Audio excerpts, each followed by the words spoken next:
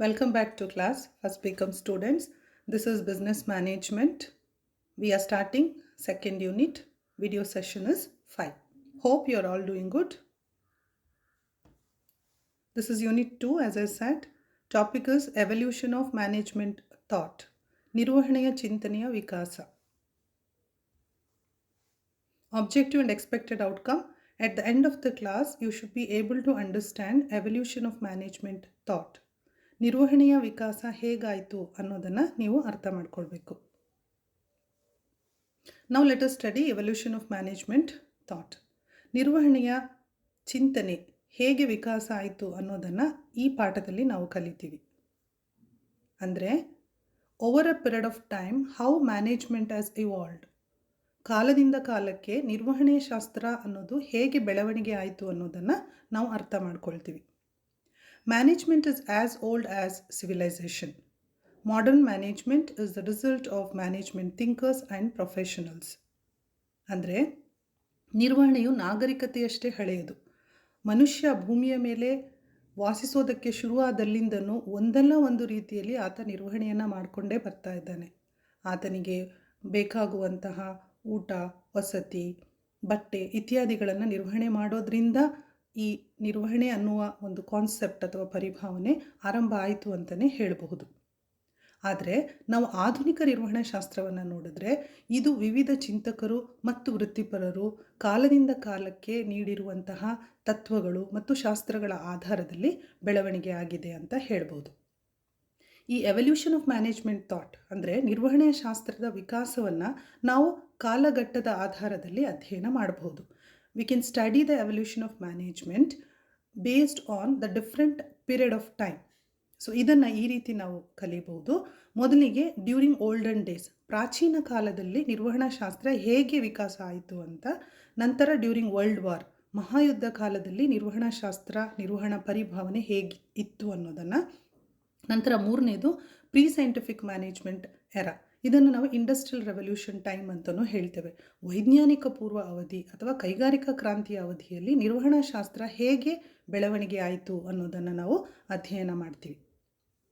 ನಂತರ 4ನೇ ಹೆಡ್ಡಲ್ಲಿ classical management era, ಸಾಂಪ್ರದಾಯಿಕ ನಿರ್ವಹಣಾ ಅವಧಿ ಅಥವಾ ಅಭಿಜಾತ ಸಿದ್ಧಾಂತದ ಅವಧಿಯಲ್ಲಿ ನಿರ್ವಹಣಾ ಶಾಸ್ತ್ರ ಹೇಗೆ ಇತ್ತು, ಹೇಗೆ ಅಧ್ಯಯನ ಆ ಶಾಸ್ತ್ರ ಬೆಳವಣಿಗೆ ಆಯಿತು ಅನ್ನೋದನ್ನು ನಾವು ಕಲಿತೀವಿ. ಇದರ ಕೆಳಗಡೆ scientific management by FW tailor. FW tailor ಅವರ ವೈಜ್ಞಾನಿಕ ನಿರ್ವಹಣಾ ಶಾಸ್ತ್ರ. ನಂತರ ಹೆನ್ರಿ ಫೇಯಲ್ ಅವರ ಕಾರ್ಯಾತ್ಮಕ ನಿರ್ವಹಣೆ, ಅಡ್ಮಿನಿಸ್ಟ್ರೇಟಿವ್ ಮ್ಯಾನೇಜ್ಮೆಂಟ್ ಥಾಟನ್ನು ನಾವು ಕಲಿತೀವಿ. ನಂತರ ಅಧಿಕಾರಶಾಹಿ ನಿರ್ವಹಣೆ, ಬ್ಯೂರೋಕ್ರಾಟಿಕ್ ಮ್ಯಾನೇಜ್ಮೆಂಟ್, ಇದರ ಅಧ್ಯಯನವನ್ನು ಕೂಡ ನಾವು ಮಾಡ್ತೀವಿ. 5ನೇ ಹೆಡ್ಡಿಗೆ ನಾವು ಬರೋದಾದರೆ ಇದು ನಿಯೋ ಕ್ಲಾಸಿಕಲ್ ಪೀರಿಯಡ್ ಅಂತ ಹೇಳ್ತೇವೆ, ಅಭಿಜಾತೋತ್ತರ ಸಿದ್ಧಾಂತದ ಅವಧಿ. ಇದನ್ನು ಹ್ಯೂಮನ್ ರಿಲೇಷನ್ ಅಪ್ರೋಚ್, ಮಾನವ ಸಂಬಂಧ ಸಿದ್ಧಾಂತ ಅಂತಲೂ ಕರಿತೀವಿ. ಇದನ್ನು ನಮಗೆ ಪ್ರತಿಪಾದಿಸಿದವರು ಎಲ್ಟನ್ ಮೇಯೋ. ಈಗ ನಾನು ಬರೀ ಹೆಡ್ಡಿಂಗ್ಸ್ ಮಾತ್ರ ಹೇಳ್ಕೊಂಡು ಬರ್ತಾ ಇದ್ದೀನಿ. ಇದನ್ನು ನಾವು ಸಂಕ್ಷಿಪ್ತವಾಗಿ ಮುಂದಿನ PPTಯಲ್ಲಿ ಕಲಿತೀವಿ. 6ನೇ ಹೆಡ್ಡಲ್ಲಿ ಮಾಡರ್ನ್ ಮ್ಯಾನೇಜ್ಮೆಂಟ್ ಪೀರಿಯಡ್ ಅಂತ. ಈ ಪೀರಿಯಡಲ್ಲಿ ಮುಖ್ಯವಾಗಿ ನಾವು ಪೀಟರ್ ಎಫ್ ಡ್ರಕ್ಕರ್ ಬಗ್ಗೆ ಕಲಿತೀವಿ. ಇದು ಆಧುನಿಕ ನಿರ್ವಹಣಾ ಅವಧಿ. ಇದರ ಕೆಳಗಡೆ 4 ರೀತಿಯ ಸಿದ್ಧಾಂತ ಬರುತ್ತೆ. ಒಂದು ಕ್ವಾಂಟಿಟೇಟಿವ್ ಅಪ್ರೋಚ್, ಪರಿಮಾಣಾತ್ಮಕ ಸಿದ್ಧಾಂತ.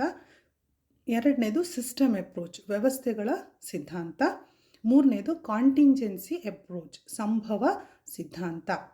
4ನೇದು ಬಿಹೇವಿಯರಲ್ ಅಪ್ರೋಚ್, ವರ್ತನ ಸಿದ್ಧಾಂತ. ಇದನ್ನು ನಾವು ಮುಂದಿನ ಸ್ಲೈಡಲ್ಲಿ ಅಧ್ಯಯನ ಮಾಡ್ತೀವಿ. ಈಗ ಇದನ್ನು ಒಂದು ಸ್ವಲ್ಪ ಡಿಟೇಲ್ ಆಗಿ, ಆದ್ರೂ ನಾವು ಸಂಕ್ಷಿಪ್ತವಾಗಿ ಇದು ಕಲಿಯೋದು, ಯಾಕಂದರೆ ತುಂಬ ಡಿಟೇಲ್ ಆಗಿ ಇದರ ಡಿಸ್ಕಷನ್ ಏನು ನಮಗೆ ಬೇಕಾಗಿಲ್ಲ. ಮೊದಲನೇದಾಗಿ ನೀವು ತಿಳಿಬೇಕಾಗಿರೋ ಟಾಪಿಕ್ ಏನು, ಎವಲ್ಯೂಷನ್ ಆಫ್ ಮ್ಯಾನೇಜ್ಮೆಂಟ್ ಥಾಟ್, ನಿರ್ವಹಣಾ ಶಾಸ್ತ್ರ ಹೇಗೆ ಕಾಲದಿಂದ ಕಾಲಕ್ಕೆ ಬೆಳವಣಿಗೆ ಆಯಿತು, ವಿಕಾಸ ಆಯಿತು ಅನ್ನೋದನ್ನು. ಮೊದಲಿಗೆ ನಾನು ಕೊಟ್ಟಿರೋ ಹೆಡ್ಡಿಂಗ್ ಪ್ರಕಾರ ನಾವು ಕಲಿಯೋದು ಯಾವುದನ್ನು, ಡ್ಯೂರಿಂಗ್ ಓಲ್ಡನ್ ಡೇಸ್, ಪ್ರಾಚೀನ ಕಾಲದಲ್ಲಿ ಹೇಗೆ ಇತ್ತು ಅಂತ. ನಾವು if we look in to the olden days, ನಮ್ಗೆ ತಿಳಿದು ಬರೋದೇನು, management was existing in one or the other form during ancient period ಅಂತ. ಅಂದರೆ ಪ್ರಾಚೀನ ಕಾಲದಲ್ಲಿ ನಿರ್ವಹಣೆಯು ಒಂದಲ್ಲ ಒಂದು ರೀತಿಯಲ್ಲಿ ಬಳಕೆಯಲ್ಲಿತ್ತು, ಚಾಲನೆಯಲ್ಲಿತ್ತು ಅನ್ನೋದು ತಿಳಿದು ಬರುತ್ತೆ. ಇದಕ್ಕೆ ನಾವು ಉದಾಹರಣೆಯಾಗಿ ತಗೊಳ್ಳೋದಾದರೆ ಮೊದಲಿಗೆ ಈಜಿಪ್ಟ್ ಸಿವಿಲೈಸೇಷನ್, ಅಂದರೆ ಈಜಿಪ್ಟ್ ನಾಗರಿಕತೆಯನ್ನು ನಾವು ಅಧ್ಯಯನ ಮಾಡೋದಾದರೆ If we look at the pyramid and public construction during the Egypt civilization, we come to know that principles of planning, organizing, directing, controlling were practiced during those period. ಅಂದ್ರೇನು, ನಾವು Egypt ನಾಗರಿಕತೆಯನ್ನು ಅಧ್ಯಯನ ಮಾಡಿ ನೋಡೋದಾದರೆ ಅವರು ಸಾರ್ವಜನಿಕ ಕಟ್ಟಡ ಕಾಮಗಾರಿಗಳನ್ನು ಮಾಡ್ತಾಯಿದ್ರು, ಪಿರಮಿಡ್ಗಳನ್ನು ಕನ್ಸ್ಟ್ರಕ್ಷನ್ ಮಾಡಿದಾರಲ್ವಾ. ಇದರಿಂದ ತಿಳಿದು ಬರೋದೇನು, ಅವರು ನಿರ್ವಹಣೆ ಶಾಸ್ತ್ರವನ್ನು ಪಾಲಿಸ್ತಾ ಇದ್ರು. ಯೋಜನೆ, ಸಂಘಟನೆ, ನಿರ್ದೇಶನ, ನಿಯಂತ್ರಣ ಇತ್ಯಾದಿಗಳನ್ನು ಆ ಕಾಲದಲ್ಲಿ ಅವ್ರು ಮಾಡಿದ್ರಿಂದನೇ ಅವ್ರಿಗೆ ಅಷ್ಟು ದೊಡ್ಡ ದೊಡ್ಡ ಕನ್ಸ್ಟ್ರಕ್ಷನ್ಸ್ಗಳನ್ನು, ಕಟ್ಟಡ ಕಾಮಗಾರಿಗಳನ್ನು ಮಾಡೋದಕ್ಕೆ ಸಾಧ್ಯವಾಯಿತು ಅಂತ. ಅಂದರೆ ನಿರ್ವಹಣೆ ಆ ಕಾಲದಲ್ಲೇ ಇತ್ತು ಅನ್ನೋದು ನಮಗಿದ್ರಿಂದ ತಿಳಿದು ಬರುತ್ತೆ. ನೆಕ್ಸ್ಟ್ ನಾವು ಚೈನೀಸ್ ಸಿವಿಲೈಸೇಷನ್, ಚೀನಾದ ನಾಗರಿಕತೆಯನ್ನು ನೋಡೋದಾದರೆ, they were following principles of selection of employees, training methods, planning, organising, directing and controlling. China ನಾಗರಿಕತೆಯನ್ನು ನಾವು ಅಧ್ಯಯನ ಮಾಡಿ ನೋಡುವಾಗ ನಮಗೆ ತಿಳಿದು ಬರೋದು, ಅವರು ನೌಕರರ ಆಯ್ಕೆ ಮತ್ತು ತರಬೇತಿ, ಹಾಗೆ ತಮ್ಮ ಸಂಸ್ಥೆಗಳಲ್ಲಿ ಯೋಜನೆ, ಸಂಘಟನೆ, ನಿರ್ದೇಶನ ಮತ್ತು ನಿಯಂತ್ರಣ ಈ ರೀತಿಯ ತತ್ವಗಳನ್ನು ಪಾಲಿಸ್ತಾ ಇದ್ರು ಅನ್ನೋದು ತಿಳಿದು ಬರುತ್ತೆ. ಮೂರನೇದು ನಾವು ಗ್ರೀಕ್ ಸಿವಿಲೈಸೇಷನ್, ಗ್ರೀಕ್ ನಾಗರಿಕತೆ. ಇದನ್ನು ನೋಡೋದಾದರೆ ಗ್ರೀಕ್ ಸಾಹಿತ್ಯದಲ್ಲಿ ನಮಗೆ ತಿಳಿದು ಬರುತ್ತೆ, ಅವರು ತಮ್ಮ ಸೇನೆಯನ್ನು, ನ್ಯಾಯಾಲಯ ಇತ್ಯಾದಿಗಳಲ್ಲಿ ನಿರ್ವಹಣೆಯ ತತ್ವಗಳನ್ನು ಪಾಲಿಸ್ತಾ ಇದ್ರು. If you look into the Greek literature, it is evident that they were following principles of management in army and court. Next ನಾಲ್ಕನೇದು ಪ್ರಾಚೀನ ಕಾಲದ ಅಧ್ಯಯನದಲ್ಲಿ ನಾವು ನೋಡೋದು ರೋಮನ್ ಸಿವಿಲೈಸೇಷನ್.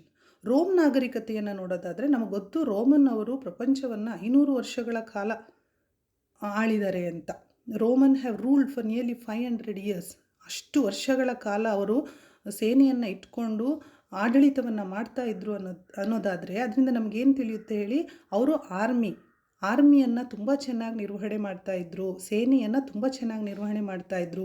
ಅವರು ಸೇನೆಗೆ ಬೇಕಾಗುವಂತಹ ಸೋಲ್ಜರ್ಸ್ಗಳನ್ನು, ಸೈನಿಕರನ್ನು ಆಯ್ಕೆ ಮಾಡೋದು ಮತ್ತು ತರಬೇತಿ ಮಾಡೋ ಇತ್ಯಾದಿ ಕಾರ್ಯಗಳನ್ನು ಅವ್ರು ಮಾಡ್ತಾಯಿದ್ರು ಅಂತ ನಮಗಿದ್ರಿಂದ ತಿಳಿದು ಬರುತ್ತೆ. It proves that Romans were following management principles in their army and they were doing proper selection and training of the soldiers ಅಂತ ತಿಳಿದು ಬರುತ್ತೆ. ಸೊ ಇವಿಷ್ಟು ಪ್ರಾಚೀನ ಕಾಲದಾದರೆ, ಮುಂದಿನದು ನಾವು ಡ್ಯೂರಿಂಗ್ ವರ್ಲ್ಡ್ ವಾರ್ ಪೀರಿಯಡ್, ಮಹಾಯುದ್ಧ ಕಾಲದಲ್ಲಿ ನಿರ್ವಹಣಾ ಶಾಸ್ತ್ರ ಹೇಗೆ ವಿಕಾಸ ಆಯಿತು ಅನ್ನೋದು ನೋಡೋಣ. During world war there was shortage of resources to meet the needs of people. When war happens there will be always shortage of resources. ಆವಾಗ ಏನಾಗುತ್ತೆ, ಯುದ್ಧ ಕಾಲದಲ್ಲಿ ಸಂಪನ್ಮೂಲಗಳ ಕೊರತೆ ಉಂಟಾಗುತ್ತೆ. ಆಗ ಬೇಡಿಕೆ ಮತ್ತು ಪೂರೈಕೆಯ ನಡುವೆ ಸಮತೋಲನ ಏರ್ಪಡಿಸಬೇಕು. So that is what called as management. ಅದನ್ನು ನಾವು ನಿರ್ವಹಣೆ ಅಂತ ಕರಿತೇವೆ. ಸೊ ಮಹಾಯುದ್ಧ ಕಾಲದಲ್ಲಿ ನಿರ್ವಹಣೆ ಮಾಡೋದು ಮತ್ತು ಆ ತತ್ವಗಳನ್ನು ಪಾಲಿಸೋದರ ಅಗತ್ಯ, ಆವಾಗ ಅವರಿಗೆ ಅದರ ಇಂಪಾರ್ಟೆನ್ಸ್ ಗೊತ್ತಾಯಿತು. ಹಾಗಾಗಿ ಆ ಕಾಲಘಟ್ಟದಲ್ಲಿ ನಿರ್ವಹಣಾ ಶಾಸ್ತ್ರದ ತತ್ವಗಳನ್ನು ಪಾಲನೆ ಮಾಡೋದಕ್ಕೆ ಶುರು ಮಾಡಿದ್ರು. ನೆಕ್ಸ್ಟ್ ಮೂರನೇ ಹೆಡ್ಡಲ್ಲಿ ನಾವು ನೋಡೋದಾದರೆ ಪ್ರೀ ಸೈಂಟಿಫಿಕ್ ಎರಾ, ಅಂದರೆ ಇದನ್ನು ನಾವು ಕೈಗಾರಿಕಾ ಕ್ರಾಂತಿ ಅವಧಿ ಅಥವಾ ವೈಜ್ಞಾನಿಕ ಪೂರ್ವ ಅವಧಿ, ಇಂಡಸ್ಟ್ರಿಯಲ್ ರೆವಲ್ಯೂಷನ್ ಪೀರಿಯಡ್ ಅಂತ ಕರಿತೇವೆ. ಇದು 18ನೇ ಶತಮಾನದಲ್ಲಿ ಇಂಡಸ್ಟ್ರಿಯಲ್ ರೆವಲ್ಯೂಷನ್ ಪ್ರಾರಂಭ ಆಯಿತು. 19ನೇ ಶತಮಾನದ ಆರಂಭದಲ್ಲಿ ಕೂಡ ಇಂಡಸ್ಟ್ರಿಯಲ್ ರೆವಲ್ಯೂಷನ್ ಪೀರಿಯಡನ್ನು ನಾವು ತಗೊಳ್ತೀವಿ. During industrial revolution there was development of factory system and division of labour was advocated by Adam Smith to maximise production. ಕೈಗಾರಿಕಾ ಕ್ರಾಂತಿಯ ಸಂದರ್ಭದಲ್ಲಿ ಏನಾಯಿತು, ಮೆಷಿನ್ಗಳು ಇಂಟ್ರಡ್ಯೂಸ್ ಆದವು, ಬಹಳಷ್ಟು ವೈಜ್ಞಾನಿಕ ಇಕ್ವಿಪ್ಮೆಂಟ್ಗಳು ಬೆಳವಣಿಗೆ ಆದವು. ಆವಾಗ ಫ್ಯಾಕ್ಟ್ರಿ ಸಿಸ್ಟಮ್ ಬಂತು. ಫ್ಯಾಕ್ಟ್ರಿ ಸಿಸ್ಟಮ್ ಬಂದಾಗ ಶ್ರಮ ವಿಭಜನೆ, ಡಿವಿಷನ್ ಆಫ್ ಲೇಬರ್ ಮಾಡೋದು ಅಗತ್ಯ ಅಂತ ಕಂಡು ಬಂತು. ಇದನ್ನು ಆಡಮ್ ಸ್ಮಿತ್ ಅವರು ಕೂಡ ಅಡ್ವೊಕೇಟ್ ಮಾಡಿದ್ರು. ಯಾಕೆ ಹೇಳಿ, ಟು ಮ್ಯಾಕ್ಸಿಮೈಸ್ ದ ಪ್ರೊಡಕ್ಷನ್, ಉತ್ಪಾದನೆಯನ್ನು ಹೆಚ್ಚು ಮಾಡೋದಕ್ಕೆ ಡಿವಿಷನ್ ಆಫ್ ಲೇಬರ್ ಬೇಕು ಅಂತ ಅವರು ಪ್ರತಿಪಾದಿಸಿದ್ರು. So division of labour is one of the principles of management. ನಿರ್ವಹಣೆಯ ಒಂದು ತತ್ವದಲ್ಲಿ ಶ್ರಮ ವಿಭಜನೆ ಕೂಡ ಬರುತ್ತೆ. ಇದು ಪ್ರೀ ಸೈಂಟಿಫಿಕ್ ಎರಾ, ಅಂದರೆ ಕೈಗಾರಿಕಾ ಕ್ರಾಂತಿಯ ಅವಧಿಯಲ್ಲಿ ಒಂದು ಬಳಕೆಯಲ್ಲಿ ಅಥವಾ ಚಾಲನೆಯಲ್ಲಿ ಬಂದಂತಹ ಒಂದು ಕಾನ್ಸೆಪ್ಟ್ ಅಥವಾ ಪರಿಭಾವನೆ ಆಗಿದೆ. ಇದೇ ಸಂದರ್ಭದಲ್ಲಿ ಪ್ರೀ ಸೈಂಟಿಫಿಕ್ ಎರಾದಲ್ಲಿ ಬಹಳಷ್ಟು ಚಿಂತಕರು ಮುಂದೆ ಬಂದರು. ಅದರಲ್ಲಿ ಒಬ್ಬರು ರಾಬರ್ಟ್ ಓವನ್ ಅಂತ. Robert Owen brought social revolution and was against using child labour and introduced labour welfare programmes. Robert Owen ಅನ್ನುವಂಥ ಒಬ್ಬ ಸೋಷಿಯಲ್ ರೆವಲ್ಯೂಷನನ್ನು ತಂದ ಕ್ರಾಂತಿಕಾರರು, ಅವರು ಸಾಮಾಜಿಕ ಕ್ರಾಂತಿಕಾರರು ಅಂತ ನಾವು ಅವರನ್ನು ಕರಿತೀವಿ. ಅವರು ಸಣ್ಣ ಮಕ್ಕಳನ್ನು ಫ್ಯಾಕ್ಟ್ರಿಗಳಲ್ಲಿ ಬಳಸೋದಕ್ಕೆ ವಿರುದ್ಧವಾಗಿದ್ದರು ಹಾಗೂ ಕಾರ್ಮಿಕರಿಗೆ ಕಲ್ಯಾಣ ಕಾರ್ಯಕ್ರಮಗಳನ್ನು ಆ ಸಂದರ್ಭಗಳಲ್ಲಿ ರೂಪಿಸಿದರು. ಇವೆಲ್ಲವೂ ಕೂಡ ನಿರ್ವಹಣೆಯಲ್ಲಿ ಬರುತ್ತಲ್ವಾ.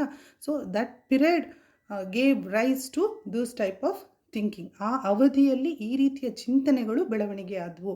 ಹಾಗೆ ಚಾರ್ಲ್ಸ್ ಬ್ಯಾಬೇಜ್ ಅವರು he has introduce mechanical calculator and he favoured division of labour and profit sharing. Charles Babbage ಅವರು ಕ್ಯಾಲ್ಕುಲೇಟರನ್ನು ಇನ್ವೆಂಟ್ ಮಾಡಿದ್ರು ಮತ್ತು ಅವರು ಶ್ರಮ ವಿಭಜನೆಯನ್ನು ಮಾಡಬೇಕು, ಕಾರ್ಮಿಕರ ಜೊತೆ ಲಾಭವನ್ನು ಹಂಚಿಕೊಳ್ಬೇಕು ಅನ್ನುವಂಥ ಪರಿಭಾವನೆಯನ್ನು ಪ್ರತಿಪಾದಿಸಿದರು. ನೆಕ್ಸ್ಟ್ ನಾವು 4ನೇ ಹೆಡ್ಡಲ್ಲಿ ಕ್ಲಾಸಿಕಲ್ ಮ್ಯಾನೇಜ್ಮೆಂಟ್ ಎರಾ, ಸಾಂಪ್ರದಾಯಿಕ ನಿರ್ವಹಣೆ ಅವಧಿ ಅಥವಾ ಅಭಿಜಾತ ಸಿದ್ಧಾಂತದ ಅವಧಿಗೆ ಬರ್ತೀವಿ. ಇಲ್ಲಿ ನಾವು ಗಮನಿಸೋದಾದರೆ ಇಂಡಸ್ಟ್ರಿಯಲ್ ರೆವಲ್ಯೂಷನ್ ಆದಮೇಲೆ ಈ ಒಂದು ಪರಿಭಾವನೆ, ಈ ರೀತಿಯ ಸಿದ್ಧಾಂತ ಬೆಳವಣಿಗೆ ಆಯಿತು. ಹಾಗಾಗಿ ಕೈಗಾರಿಕಾ ಕ್ರಾಂತಿಯಿಂದ ಬಹಳಷ್ಟು ಕೈಗಾರಿಕೆಗಳು ಬೆಳವಣಿಗೆ ಹೊಂದಿದ್ವು ಮತ್ತು ಬಹಳಷ್ಟು ಉತ್ಪಾದನೆಯಲ್ಲಿ ಹೆಚ್ಚಿನ ಮಟ್ಟಿಗೆ ಉತ್ಪಾದನೆ ಆಗೋದಕ್ಕೆ ಶುರುವಾಯಿತು. ಆಗ ಅವರಿಗೆ ಇದು ಮ್ಯಾನೇಜ್ಮೆಂಟ್ ಬೇಕು ಅನ್ನೋದು ಅವ್ರಿಗೆ ಗೊತ್ತಾಯಿತು. ನಿರ್ವಹಣೆ ಮಾಡಬೇಕು, ಯಾಕಂದರೆ ಉತ್ಪಾದನೆ ಹೆಚ್ಚಾಗ್ತಾ ಇದೆ. ಇಲ್ಲಿ ಹೆಚ್ಚಾಗಿರುವಂಥ ಉತ್ಪಾದನೆಯನ್ನು ಬೇಡಿಕೆಗೆ ಸಮತೋಲನ ಮಾಡಬೇಕಾದಂಥ ಅಗತ್ಯ ಉಂಟಾಯಿತು. Because production was more due to the introduction of machineries and factory system. So they focused on job satisfaction, division of labour, financial incentives, selection and training of workers, economy, authority, etcetera. So ಸಾಂಪ್ರದಾಯಿಕ ನಿರ್ವಹಣೆ ಅವಧಿ ಕೈಗಾರಿಕಾ ಕ್ರಾಂತಿಯ ಒಂದು ಫಲವಾಗಿ ಬಂದಿರೋದ್ರಿಂದ ಅಲ್ಲಿ ನಿರ್ವಹಣೆಯ ಅಗತ್ಯ ತುಂಬ ಹೆಚ್ಚು ಅವರಿಗೆ ಬೇಕಾಯಿತು. ಅವರು ನೌಕರರಿಗೆ ವೃತ್ತಿಯಲ್ಲಿ ತೃಪ್ತಿ ಕೊಡೋದ್ರ ಬಗ್ಗೆ, ಶ್ರಮ ವಿಭಜನೆಯ ಬಗ್ಗೆ, ನೌಕರರಿಗೆ ಹಣಕಾಸಿನ ಪ್ರೋತ್ಸಾಹಗಳನ್ನು ಕೊಡೋದ್ರ ಬಗ್ಗೆ, ನೌಕರರ ಆಯ್ಕೆ ಮತ್ತು ತರಬೇತಿಯ ಬಗ್ಗೆ, ಮಿತವ್ಯಯದ ಬಗ್ಗೆ ಮತ್ತು ಅಧಿಕಾರದ ಬಗ್ಗೆ ಮಾತನಾಡಿದ್ರು ಮತ್ತು ಆ ಸಿದ್ಧಾಂತಗಳನ್ನು ಪ್ರತಿಪಾದಿಸಿದರು. ಈ ಕ್ಲಾಸಿಕಲ್ ಮ್ಯಾನೇಜ್ಮೆಂಟ್ ಎರಾದಲ್ಲಿ ನಾವು 3 ರೀತಿಯ ಸಿದ್ಧಾಂತಗಳನ್ನು ಕಲಿತೀವಿ. ಒಂದು ಸೈಂಟಿಫಿಕ್ ಮ್ಯಾನೇಜ್ಮೆಂಟ್ ಬೈ ಎಫ್.ಡಬ್ಲ್ಯೂ. ಟೈಲರ್ ಅವರ ವೈಜ್ಞಾನಿಕ ನಿರ್ವಹಣೆ. ಇನ್ನೊಂದು ಅಡ್ಮಿನಿಸ್ಟ್ರೇಟಿವ್ ಮ್ಯಾನೇಜ್ಮೆಂಟ್, ಕಾರ್ಯಾತ್ಮಕ ನಿರ್ವಹಣೆ, principles of management, 14 principles of management is given by henry fair. ಇದು ನೀವು PUCಯಲ್ಲಿ ಕಾಮರ್ಸಲ್ಲಿ ಕಲಿತಿರ್ತೀರ. ನಾವು ಮುಂದಿನ ವಿಡಿಯೋ ಸೆಷನಲ್ಲಿ ಇದನ್ನು ಡಿಟೇಲಾಗಿ ಕಲಿಯೋಣ. ಯಾಕಂದರೆ ಇವೆಲ್ಲವೂ ಕೂಡ 15 ಮಾರ್ಕ್ಸ್ ಕ್ವಶನ್ಗೆ ನಾವು ಸಪ್ರೇಟಾಗಿ ಕಲಿಬೇಕು. ಸೊ ಇಲ್ಲಿನೇ ನಾವು ಬ್ಯೂರೋಕ್ರೆಟಿಕ್ ಮ್ಯಾನೇಜ್ಮೆಂಟನ್ನು ನೋಡ್ತೇವೆ, ಅಧಿಕಾರಶಾಹಿ ನಿರ್ವಹಣೆ ಅಂತ. ಅಧಿಕಾರಶಾಹಿ ಆ ಪದದಲ್ಲೇ ಇದೆ ಅಲ್ವಾ. So it works on clearly defined regulations and line of authority, use of legal authority, hierarchical relationship, rules and procedures. ಅಂದರೆ ಅಧಿಕಾರಶಾಹಿ ನಿರ್ವಹಣೆ ಇದರ ಕೆಳಗಡೆ ಹೊಸ ರೀತಿಯ ಸಿದ್ಧಾಂತ ಬೆಳವಣಿಗೆ ಆಯಿತು. ಅದು ಅಧಿಕಾರದ ಶ್ರೇಣಿಯ ಬಗ್ಗೆ ಮತ್ತು ಕಾನೂನಾತ್ಮಕ ಅಧಿಕಾರದ ಬಗ್ಗೆ ಮತ್ತು ಮೇಲಾಧಿಕಾರಿ, ಕೆಳಗಿನ ಅಧಿಕಾರಿ ಮತ್ತು ರೂಲ್ಸ್, ರೆಗ್ಯುಲೇಷನ್ಸ್ಗಳ ಬಗ್ಗೆ, ಪ್ರೊಸೀಜರ್, ಕ್ರಮಗಳ ಬಗ್ಗೆ, ನಿಯಮಗಳ ಬಗ್ಗೆ, ಶಿಸ್ತಿನ ಬಗ್ಗೆ ಹೆಚ್ಚು ಒಲವನ್ನು ಈ ರೀತಿಯ ಸಿದ್ಧಾಂತ ಕೊಡ್ತು. ಇದನ್ನು ಡೆವಲಪ್ ಮಾಡಿದವರು ಯಾರು? This is develop by Max weber. ಅವರು ಈ ಸಿದ್ಧಾಂತವನ್ನು ಬೆಳವಣಿಗೆ ಮಾಡಿದ್ರು. ನೆಕ್ಸ್ಟ್ 5ನೇದಲ್ಲಿ ನಾವು ನಿಯೋ ಕ್ಲಾಸಿಕಲ್ ಪಿರಿಯಡ್ ಅಂತ ಕರಿತೇವೆ. ಇದು ಅಭಿಜಾತೋತ್ತರ ಸಿದ್ಧಾಂತದ ಅವಧಿ. ಇದನ್ನು ಹ್ಯೂಮನ್ ರಿಲೇಷನ್ ಅಪ್ರೋಚ್, ಮಾನವ ಸಂಬಂಧ ಸಿದ್ಧಾಂತ ಅಂತಲೂ ಕರಿತೀವಿ. ಇದನ್ನು ಮೇಯ್ನಾಗಿ ಇಂಟ್ರೊಡ್ಯೂಸ್ ಮಾಡಿದ್ದು ಎಲ್ಟನ್ ಮೇಯೋ ಅನ್ನುವಂತಹ ನಿರ್ವಹಣಾ ಚಿಂತಕ. ಇದು ಕೂಡ ನಮಗೆ 15 ಮತ್ತು 10 ಮಾರ್ಕ್ಸ್ ಕ್ವಶನ್ ಆಗಿರೋದ್ರಿಂದ ಇದನ್ನು ನಾವು ಮುಂದಿನ ವಿಡಿಯೋ ಸೆಷನಲ್ಲಿ ಸಪ್ರೇಟಾಗಿ ಕಲಿತೀವಿ. 6ನೇದು ಮತ್ತು ಕೊನೆಯ ಒಂದು ಪಿರಿಯಡ್ ಮಾಡರ್ನ್ ಮ್ಯಾನೇಜ್ಮೆಂಟ್ ಪಿರಿಯಡ್. ಇಲ್ಲಿ ಮುಖ್ಯವಾಗಿ ನಾವು ಪೀಟರ್ ಎಫ್ ಡ್ರಕ್ಕರ್ ಬಗ್ಗೆ ಕಲಿತೀವಿ. ಅದು ಆಧುನಿಕ ನಿರ್ವಹಣಾ ಅವಧಿ. 1950ರ ನಂತರದ ಪಿರಿಯಡನ್ನು ನಾವು ಆಧುನಿಕ ನಿರ್ವಹಣಾ ಅವಧಿ ಅಂತ ಕರಿತೇವೆ. ಇದರಲ್ಲಿ ಮೊದಲನೇ ಸಿದ್ಧಾಂತ ಕ್ವಾಂಟಿಟೇಟಿವ್ ಅಪ್ರೋಚ್, ಪರಿಮಾಣಾತ್ಮಕ ಸಿದ್ಧಾಂತ ಅಂತ. It is also called as operation research ಅಂತಲೂ ಕರಿತೇವೆ. ಇದು ಏನನ್ನು ಪ್ರತಿಪಾದಿಸ್ತು? ಒಂದು ಸಂಸ್ಥೆಯಲ್ಲಿ ಕ್ಲಿಷ್ಟಕರ ಸಮಸ್ಯೆಗಳು ಬರುತ್ತೆ, ಅದನ್ನು ಪರಿಹಾರ ಮಾಡೋದಕ್ಕೆ ಸಂಖ್ಯಾಶಾಸ್ತ್ರ ಮತ್ತು ಗಣಿತಶಾಸ್ತ್ರದ ಟೂಲ್ಸನ್ನು, ಇಕ್ವಿಪ್ಮೆಂಟ್ಸ್ಗಳನ್ನು ಅಥವಾ ಫಾರ್ಮುಲಾಗಳನ್ನು ಬಳಸ್ಕೊಂಡು ನಿರ್ಧಾರಗಳನ್ನು ತಗೊಳ್ಬೇಕು ಅಂತ ಅವರು ಹೇಳಿದ್ರು. So this is also called as operation research which was developed during 1950 to solve complex problems faced by the managers. It advocated using of statistical and mathematical tools for decision making purpose. ಅಂದರೆ ಸಂಖ್ಯಾಶಾಸ್ತ್ರ ಮತ್ತು ಗಣಿತಶಾಸ್ತ್ರವನ್ನು ಬಳಸಿಕೊಂಡು ಒಂದು ಸಂಸ್ಥೆಯ ಕ್ಲಿಷ್ಟಕರ ಸಮಸ್ಯೆಗಳನ್ನು ಪರಿಹಾರ ಮಾಡೋದು ಹೇಗೆ ಅನ್ನೋದನ್ನು ಈ ಸಿದ್ಧಾಂತ ಹೇಳುತ್ತೆ. ನೆಕ್ಸ್ಟ್ ಸಿಸ್ಟಮ್ ಅಪ್ರೋಚ್, ವ್ಯವಸ್ಥೆಗಳ ಸಿದ್ಧಾಂತ. What it says, system has several subsystems which are interrelated and interdependent. ಒಂದು ವ್ಯವಸ್ಥೆ ಅಂದರೆ ಅದರಲ್ಲಿ ಉಪವ್ಯವಸ್ಥೆಗಳಿರುತ್ತೆ. ಎಲ್ಲ ಉಪವ್ಯವಸ್ಥೆಗಳು ಒಂದಕ್ಕೊಂದು ಡಿಪೆಂಡ್ ಆಗಿರುತ್ತೆ ಮತ್ತು ಒಂದಕ್ಕೊಂದು ಅವಲಂಬನೆ ಮಾಡಿಕೊಂಡಿರುತ್ತೆ ಅನ್ನೋದನ್ನು ಹೇಳುತ್ತೆ. ಒಂದು ಸಂಸ್ಥೆ ಒಂದು ವ್ಯವಸ್ಥೆ, ಆ ವ್ಯವಸ್ಥೆಯ ಕೆಳಗಡೆ ಉಪವ್ಯವಸ್ಥೆಗಳು ಬರುತ್ತೆ. ಲೈಕ್ ಮಾರ್ಕೆಟಿಂಗ್ ಇರ್ಬೋದು, ಉತ್ಪಾದನೆ ಇರ್ಬೋದು, ಹಣಕಾಸು ಇರ್ಬೋದು, ಮಾನವ ಸಂಪನ್ಮೂಲ ನಿರ್ವಹಣೆ, ಇವೆಲ್ಲವೂ ಕೂಡ ಉಪವ್ಯವಸ್ಥೆ. ಇವೆಲ್ಲವೂ ಕೂಡ ಒಂದಕ್ಕೊಂದು ಅವಲಂಬನೆ ಆಗಿರೋದ್ರಿಂದ ಒಂದು ಉಪವ್ಯವಸ್ಥೆಯಲ್ಲಿ ಆಗುವಂತಹ ಬದಲಾವಣೆ ಇಡೀ ಸಂಸ್ಥೆಯಲ್ಲಿ ಬದಲಾವಣೆಗಳನ್ನು ತರುತ್ತೆ. ಓಕೆ, ಸಂಸ್ಥೆಯ ಒಳಗಡೆ ಆದಾನ ಬರುತ್ತೆ, ಅದನ್ನು ಬಳಸ್ಕೊಂಡು ಅವರು ಫಿನಿಶ್ಡ್ ಪ್ರಾಡಕ್ಟ್ ಅಥವಾ ಔಟ್ಪುಟ್ಟನ್ನು ಹೊರಗೆ ತರ್ತಾರೆ ಅಂತ ಈ ಸಿಸ್ಟಮ್ ಹೇಳುತ್ತೆ. So system has several subsystems. For example, if organization is one system, it consists of subsystems like marketing, production, finance, human resource, etc. These are all interrelated and interdependent. ಒಂದಕ್ಕೊಂದು ಅವಲಂಬಿತ ಆಗಿದೆ. Any change in one system directly influence the entire system. ಉದಾಹರಣೆಗೆ finance ಡಿಪಾರ್ಟ್ಮೆಂಟಲ್ಲಿ ಏನಾದರೂ ಹಣಕಾಸಿನ ಕೊರತೆ ಉಂಟಾದರೆ ಪ್ರೊಡಕ್ಷನ್ಗೆ ತೊಂದರೆ ಉಂಟಾಗುತ್ತೆ, ಮಾರ್ಕೆಟಿಂಗ್ ಮಾಡೋದಕ್ಕೆ ತೊಂದರೆ ಉಂಟಾಗುತ್ತೆ, ನೌಕರರ ನೇಮಕಾತಿಗೆ ಅವ್ರಿಗೆ ಸಂಬಳ ಕೊಡೋದಕ್ಕೆ ತೊಂದರೆ ಆಗುತ್ತೆ. ಕರೆಕ್ಟಾ? ಸೊ ಒಂದು ಕಡೆ ಒಂದು ಬದಲಾವಣೆ ಆದರೆ ಟೋಟಲ್ ಆರ್ಗನೈಸೇಷನ್ ಇಸ್ ಎಫೆಕ್ಟೆಡ್ ಅಂತ ಸಿಸ್ಟಮ್ ಅಪ್ರೋಚ್ ಹೇಳುತ್ತೆ. ಹಾಗಾದರೆ ನಿರ್ವಹಣೆ ಮಾಡಬೇಕಾದ್ರೆ ಏನು ಮಾಡಬೇಕು? ಇವ್ರ ಪ್ರಕಾರ ಎಲ್ಲ ಸಬ್ಸಿಸ್ಟಮ್ಗಳನ್ನು, ಈ ಉಪವ್ಯವಸ್ಥೆಗಳನ್ನು ಸರಿಯಾಗಿ ನಿರ್ವಹಣೆ ಮಾಡಿದ್ರೆ ಒಟ್ಟು ಸಂಸ್ಥೆಯ ನಿರ್ವಹಣೆ ಆಗುತ್ತೆ ಅಂತ ಸಿಸ್ಟಮ್ ಅಪ್ರೋಚ್ ಸಿದ್ಧಾಂತ ಹೇಳುತ್ತೆ. ನೆಕ್ಸ್ಟ್ ಮಾಡರ್ನ್ ಮ್ಯಾನೇಜ್ಮೆಂಟಲ್ಲಿ ನಾವು ಕಲಿಯೋದು ಕಾಂಟಿಂಜೆನ್ಸಿ ಅಪ್ರೋಚ್, ಸಂಭವ ಸಿದ್ಧಾಂತ. ಇದನ್ನು ಸಿಚುವೇಶನಲ್ ಅಪ್ರೋಚ್ ಅಂತಲೂ ಕರೀತೇವೆ. ಇದರ ಪ್ರಕಾರ ಒಂದು ಸಂಸ್ಥೆ ಅನ್ನೋದು ನಮ್ಯತಾ ಸ್ವಭಾವವನ್ನು ಹೊಂದಿದೆ, ಹಾಗಾಗಿ ಅದು ಬದಲಾಗುವ ಪರಿಸರದೊಂದಿಗೆ ಬದಲಾಗ್ಕೊಂಡು ಹೋಗೋದೇ ಮ್ಯಾನೇಜ್ಮೆಂಟ್ ಅಂತ ಇದು ಹೇಳುತ್ತೆ. ಇದ್ರ ಪ್ರಕಾರ ನಿರ್ವಹಣೆಗೆ ಒಂದು ಪಕ್ಕ ಇದೆ ಅನ್ನುವಂತಹ ತತ್ವಗಳು ಇಲ್ಲ. ಯಾಕಂದರೆ ಬದಲಾಗುವ ಪರಿಸ್ಥಿತಿಯೊಂದಿಗೆ ನೀವು ಯಾವುದನ್ನು ಅಳವಡಿಸ್ತೀರೋ ಅದೇ ನಿರ್ವಹಣೆ ಅಂತ ಇದು ಹೇಳುತ್ತೆ. Sometimes a situation may require democratic management style, some other time it may require autocratic management style. ಒಂದೊಂದು ಸರಿ ನೀವು ಪ್ರಜಾಪ್ರಭುತ್ವದ ತತ್ವಗಳನ್ನು ಅನುಸರಿಸ್ಕೊಂಡು ನಿರ್ವಹಣೆ ಮಾಡಬೇಕಾಗುತ್ತೆ, ಎಲ್ರಿಗೂ ಭಾಗವಹಿಸೋದಕ್ಕೆ ಅವಕಾಶ ಕೊಟ್ಟು. ಕೆಲವೊಂದು ಸರಿ ನೀವು ನಿರಂಕುಶ ತತ್ವವನ್ನು ಅನುಸರಿಸಬೇಕಾಗುತ್ತೆ, ಸ್ಟ್ರಿಕ್ಟಾಗಿ ಆಟೋಕ್ರೆಟಿಕ್ಕಾಗಿ ಆದೇಶಗಳನ್ನು ಕೊಟ್ಟು ನಿರ್ವಹಣೆಯನ್ನು ಮಾಡಬೇಕಾಗುತ್ತೆ. ಕೆಲವು ನೌಕರರಿಗೆ ಹಣಕಾಸು ಕೊಟ್ಟು ಪ್ರೋತ್ಸಾಹ ಮಾಡ್ಬೋದು, ಇನ್ನು ಕೆಲವರು ನೌಕರರಿಗೆ ಹಣಕಾಸೇತರ ಅಂದರೆ ಅವ್ರನ್ನ ಹೊಗಳೋದು, ಅವ್ರಿಗೆ ಹೆಚ್ಚು ಚಾಲೆಂಜಿಂಗ್ ಜಾಬ್ಗಳನ್ನು ಕೊಡೋದ್ರ ಮೂಲಕ ನಿರ್ವಹಣೆಯನ್ನು ಮಾಡಬೇಕಾಗುತ್ತೆ. So what this contingency approach says, management is situational. There is no one universal, ವಿಶ್ವವ್ಯಾಪ್ತಿ ಅನ್ನುವಂಥ ಒಂದು ಪ್ರಿನ್ಸಿಪಲ್ ಇಲ್ಲ. There is no universal principle for all situations to manage. So according to the situation you have to follow different principles and practices of management ಅಂತ ಇದು ಹೇಳುತ್ತೆ. ಅಂದರೆ there is no one best theory of management ಅಂತ ಹೇಳುತ್ತೆ. ನಿರ್ವಹಣೆಗೆ ಒಂದು ಪ್ರಮುಖ ಇದೆ ಅನ್ನುವಂಥ ಒಂದು ತತ್ವ ಮತ್ತು ಸಿದ್ಧಾಂತಗಳು ಇಲ್ಲ.